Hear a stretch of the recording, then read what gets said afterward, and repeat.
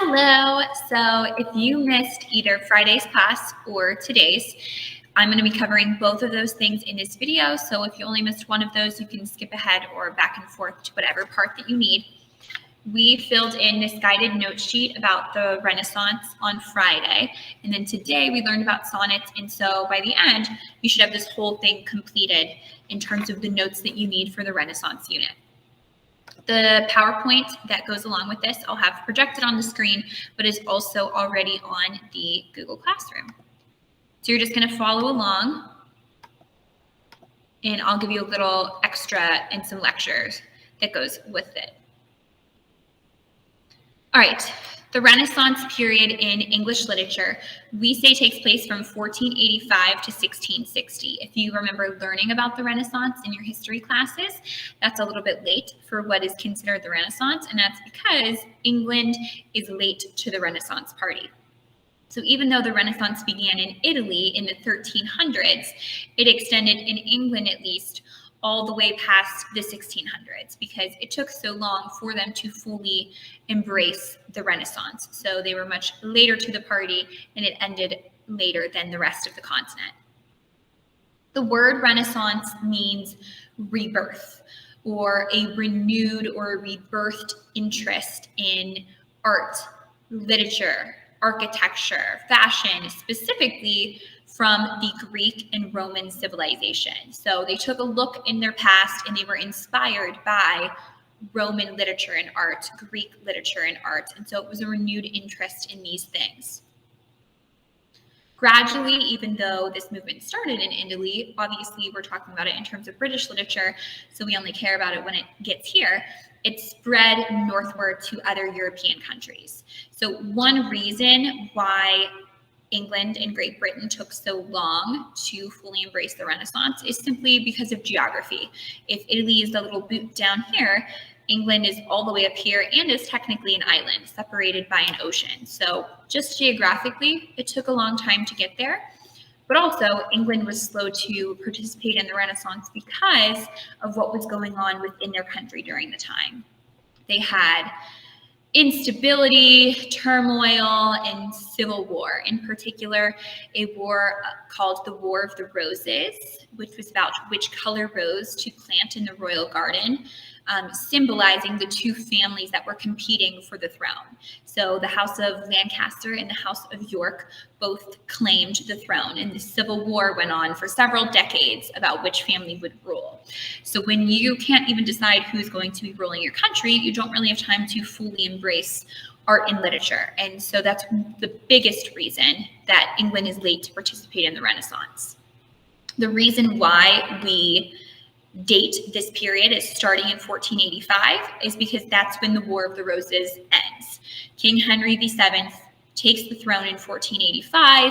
He establishes the Tudor dynasty, and England is finally stable enough to care about artistic achievement and participate fully in the Renaissance.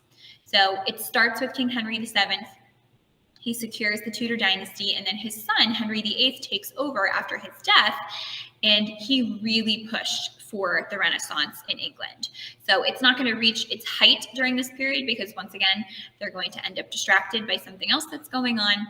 But Henry VIII really wanted to be seen as this enlightened Renaissance prince. So he wanted to participate the same way that other European countries, specifically Western European countries, had been embracing this movement. So it definitely took a major step forward under his rule. If you remember anything from your history classes, you probably remember the name Henry VIII, this handsome-looking gentleman, as the one with all of the wives, the 6 wives. And that's actually going to be relevant to the literature in the sense that it's going to have a profound effect on the religion of the country. But also, even though Henry VIII is pushing for the Renaissance, he is another reason why they are distracted from it. It's interrupted once again because of his turmoil with the Catholic Church. So if you remember from your history classes, Henry VIII had always been a loyal champion of the Catholic Church, buddy-buddy with the Pope, which was a strategic move to make. It is the most powerful institution in the world at this time, and so it was smart politically to align yourself with the Catholic Church. However, as you recall, he had a personal motive to break away from it, and perhaps a political one as well. When he was married to Catherine of Aragon, he asked the Pope for a divorce to marry Anne Boleyn. The Pope says, yeah, we don't really do that. And so after being refused a divorce, Henry VIII broke away from the Catholic Church, remarried, and declared himself the supreme head of the church in England, which today is the Anglican Church. So now all of a sudden, England, which had been predominantly Catholic for a very long time, is suddenly divided between people that are still loyal to the Catholic Church and Protestants who are happy to break away from it and happy to follow their king in this new movement. So it created another divide, obviously created a lot of instability and turmoil with the Catholic Church in general. So once again, we are distracted from the Renaissance because of this going on. And this is, can you believe, this is what he looks like, 6 wives. The last important thing to know in terms of the history of the Renaissance in England is that all that hubbubaloo, the reason why Henry wanted to get remarried over and over and over again is because he was looking for a son. Daughters are fine, but wanted a son. All that hubbubaloo over a son, and Edward dies at the age of 12. So his daughter, Henry's daughter, Catherine, takes the throne. She only rules for a couple of years.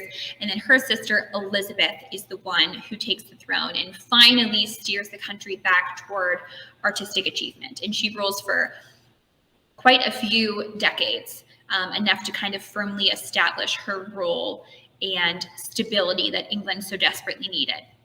So in 1558, Queen Elizabeth takes the throne, and she leads us back towards the Renaissance. And it's in the Elizabethan age that we can say the Renaissance really reaches its height and peak in England. In particular, this is when Shakespeare is going to become his most famous. Some of his most famous works are going to be written under the Elizabethan period. The 2 central types of literature that we're going to focus on during the Renaissance, and in particular the Elizabethan age, are sonnets and plays. So that's what the second half of this video is on, our sonnets. But we're going to talk a little bit about plays, and we'll get to that in the second half of this unit. We would consider the greatest achievement of Elizabethan literature to be the play, the drama. So even though both were incredibly popular during this time, in particular, the play, William Shakespeare, the drama, that's what's going to be the greatest achievement of Elizabethan literature.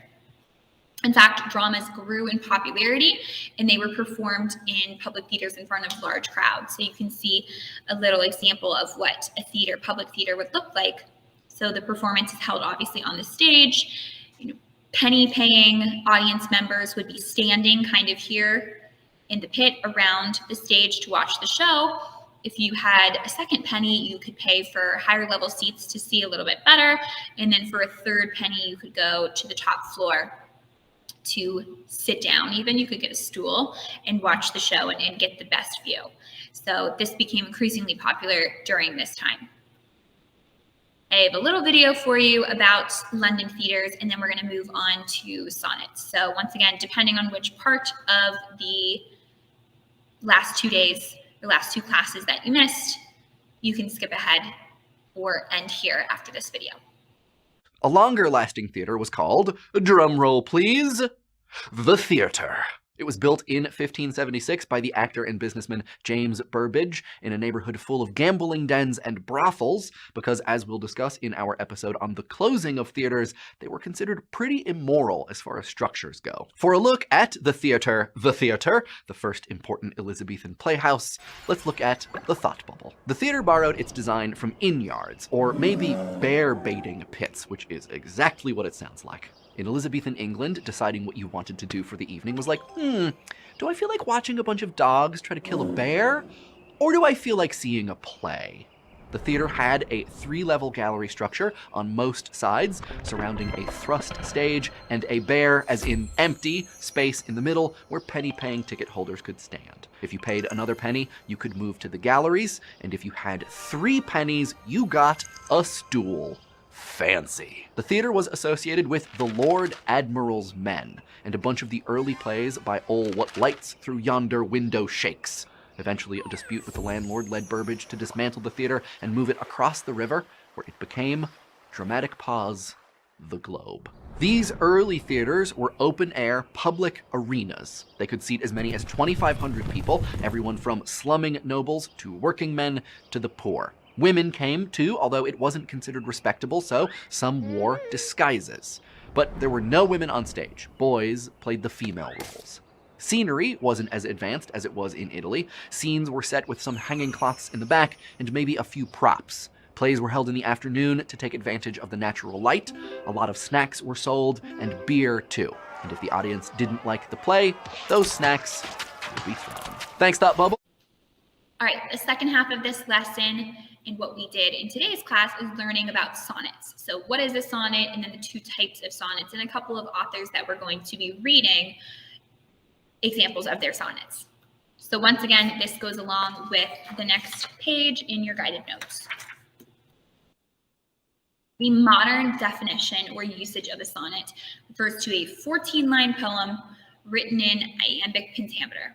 That's the most simple, straightforward definition of a sonnet. It has to have 14 lines, and it's written in iambic pentameter.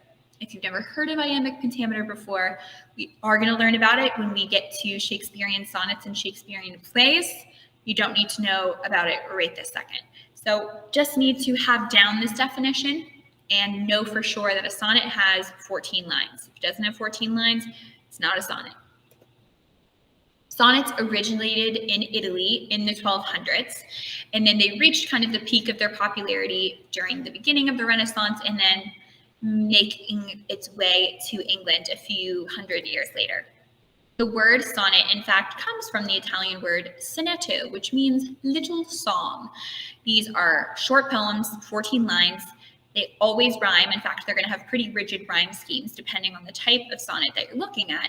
And so little song is kind of an appropriate name for them.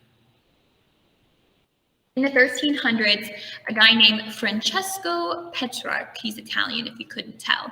Francesco Petrarch, he wrote the most important group of sonnets in all of European literature, which is quite a statement to make. So even though he's Italian, they don't say just in Italian literature, in all of European literature. And that's because he wrote 317 sonnets, all addressed to a woman named Laura that he was kind of in love with. 317. Ladies, you can't even get a text back. And this guy wrote 317 poems about the girl that he was in love with. To make his case worse, a little creepier, better, I don't really know, he was in love with her, but they were not even dating. They never really had a close relationship. I would say, casual acquaintances at best. So they do not get to be together in the end, that she's so moved by these poems that he wrote about her. But he does get incredibly famous and kind of inspire other sonnet writers to copy this idea. The Italian sonnet was then brought to England by a guy named Sir Thomas Wyatt. So we're not actually going to read any of the sonnets by Petrarch because he's an Italian poet, but we are going to utilize and read a lot of sonnet cycles, which are inspired by his own 317 about Laura. So Sir Thomas Wyatt brings the Italian sonnet to England, and we'll read some Italian style sonnets by English authors. Producing a sonnet cycle became the fashionable thing to do for an aspiring writer. What is a sonnet cycle? It's going to be this next bullet point here. It's a group of sonnets addressing a particular person or theme. A group of sonnets about a particular person or theme. So if you wanted to make a name for yourself as a writer, as a poet, this is what you did. You wrote a sonnet cycle. So it wasn't just one poem, but you would write a collection, a group of sonnets about a particular person like Laura, or a theme like love, beauty, time, whatever it may be. You read a sonnet cycle both as individual poems, so sonnet number 32, sonnet number 117, and as a single poetic work. So if you read them from start to finish, they almost tell a story. So you can see the beginnings and endings of relationships. You can see developing or changing feelings about the author, from the author about a person. There's a number of different things.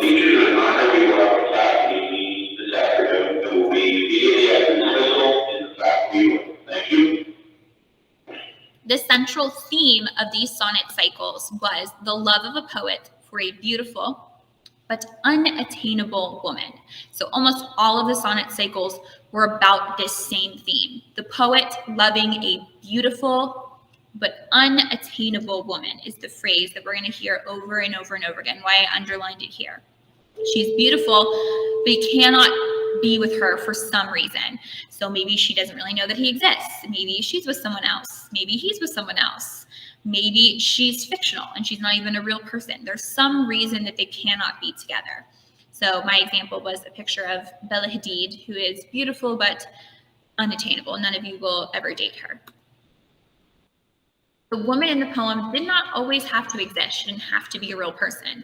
So then why did they write these sonnet cycles if you're not writing it about a woman that you're in love with?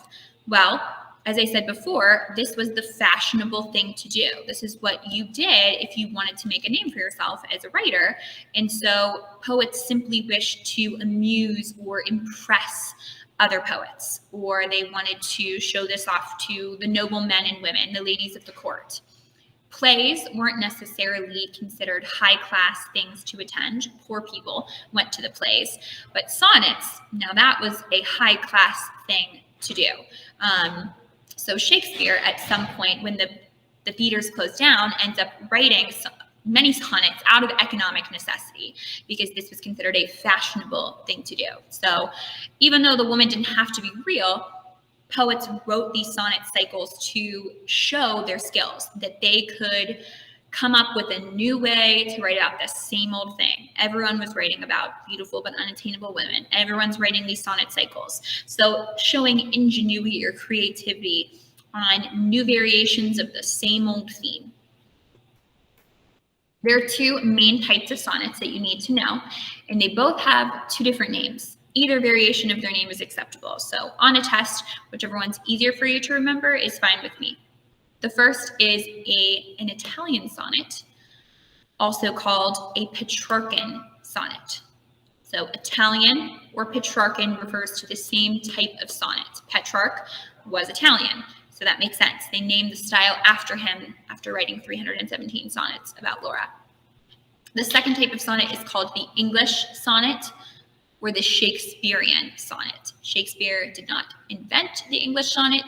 He didn't write the most of them. He is just so famous for writing them that they named the whole style after him.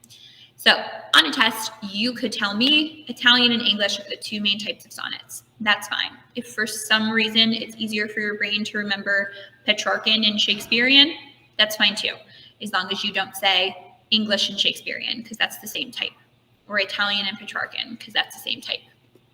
There's also a third type of sonnet called Spenserian, which is less important historically. A guy by the name of Edmund Spenser, very characteristic of him to have to develop his own style of sonnet, much, much less popular than the Italian and English sonnet. But we are going to read a few sonnets by Spenser in which he uses his own type and rhyme scheme.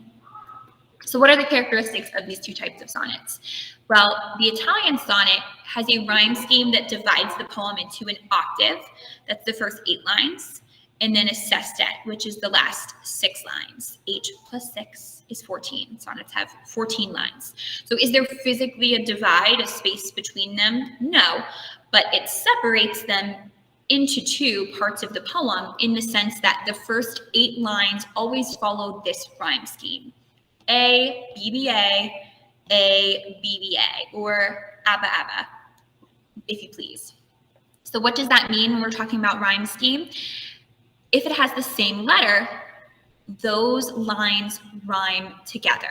So the first line is going to rhyme with the 4th line, which also rhymes with the 5th line, which also rhymes with the 8th line. The first and second lines don't rhyme because they have different letters. 2 and 3 rhyme, 6 and 7 rhyme. So ABBA refers to the lines that rhyme within that first octave, those first 8 lines. The sestet, on the other hand, can rhyme in a number of ways. There isn't one particular way that Italian sonnets chose to rhyme the sestet. So first 8, the octave, always ABBA, ABBA, and then the last 6, the sestet, could rhyme in a number of ways. The shift between octave and sestet is often a point of dramatic change within the poem. So maybe in the first 8 lines, the speaker is going on and on about how he loves this girl and he'd do anything to be with her. And in the last 6, he says, but she'll never love me back, so I'm just going to give up. So it's a clear point of dramatic change, often called a turn, or the technical term is a volta. So a turn or a volta. So there's a shift between those first 8 and the last 6. And when we read some of those sonnets, we'll be able to clearly see that between the first 8 lines and the last 6 of them, this point of dramatic change. The English or Shakespearean sonnet is organized differently than the Italian. So this is going to be the key difference between them, is the rhyme scheme and how they're kind of separated or organized in terms of those 14 lines. So the English sonnet is separated into 4-line rhyming groups called quatrains. A quad has 4 wheels. A quatrain has 4 lines together. 4 plus 4 plus 4 is going to be 12. So then we end with a final couplet, 2 lines at the end that rhyme together.